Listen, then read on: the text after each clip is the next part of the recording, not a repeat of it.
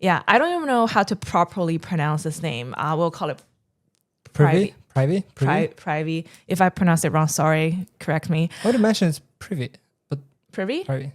Privy sounds like something giving like private. Privy is like I'm privy to something. I don't know actually what. Privilege. I don't know if that means privilege. Privy. Oh, well, it doesn't really matter. We'll call it Privy. Essentially, Privy is a crypto wallet solution, right? The company was founded 3-4 years ago. Now, yesterday it was announced it was gonna be acquired by Stripe, which really shows the ambition I think Stripe is trying to do in the payment space. Do you have any thoughts on what do they plan to do with this Privy thing? Yeah. If you look back to what Stripe has been doing over the past few months, past few years, right? Earlier this year, Stripe just acquired Bridge, which is stablecoin infrastructure firm, for about $1 billion.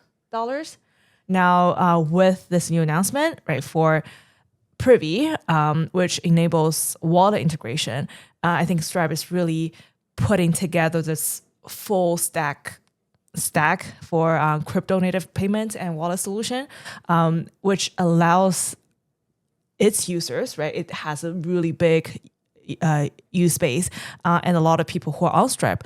You guys are probably on Stripe too from once in a while, but you're not necessarily on stablecoin or crypto, right? You're still using fiat currency transactions and all that, because the customers they have in their use base right now, some of them are not comfortable with crypto yet. If you are crypto, how do I put it? If you're familiar and not scared of crypto, right now, very likely you would have a wallet with Binance, Coinbase, etc., which does require you to step outside the app, create something elsewhere, and then having to put two things together to build that end-to-end journey. Now with Stripe acquiring Bridge and Privy, I could see them pushing out crypto native payment solutions for everyday users and everyday use case.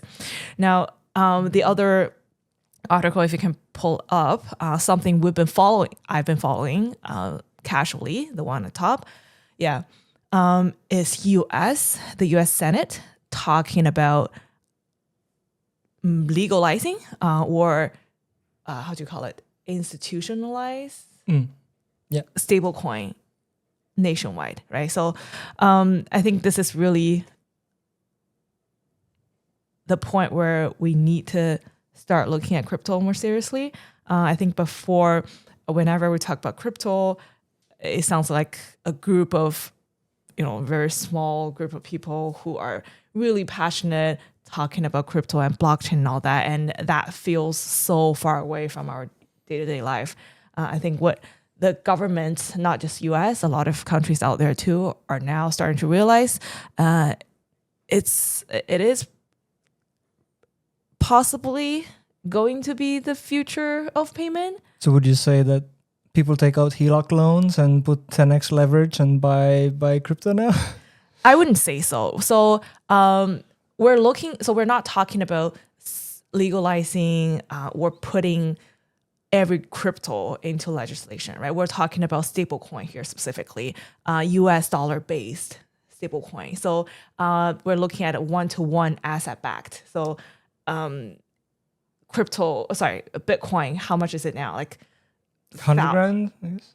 Oh, probably 20 or even 200 grand. I don't even know, making things up. I think in USD it's like 100 something. Yeah, for stablecoins, namely USDC, USDT, right? It's mostly one-to-one to US dollars. So it's going to be backed by a fiat currency by the entire country, which make it more reliable and stable.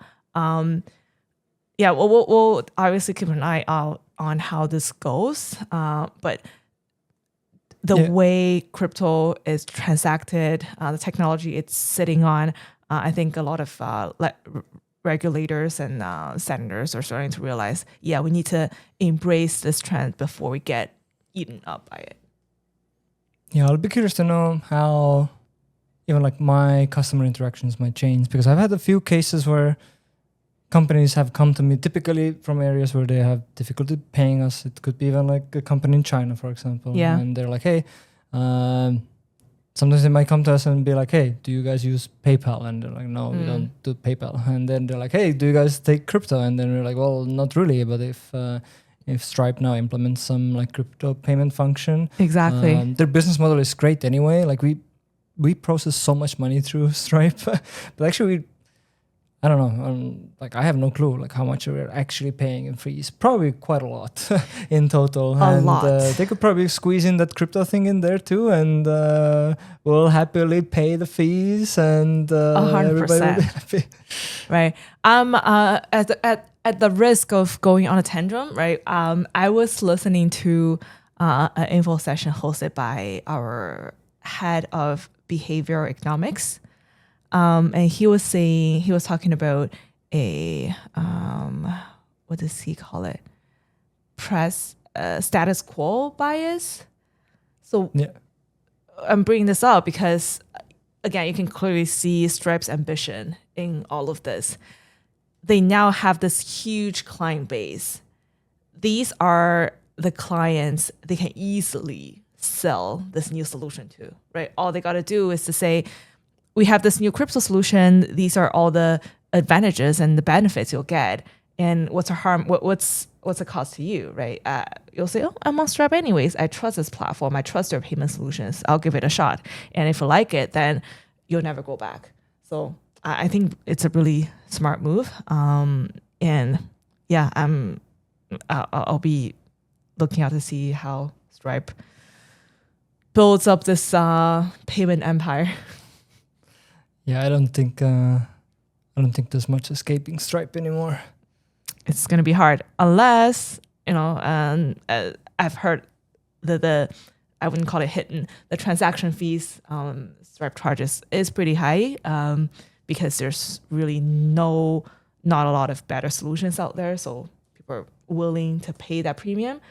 So it's also an opportunity for some other startups and co-founders to squeeze in and take a piece of the pie. Yeah, definitely.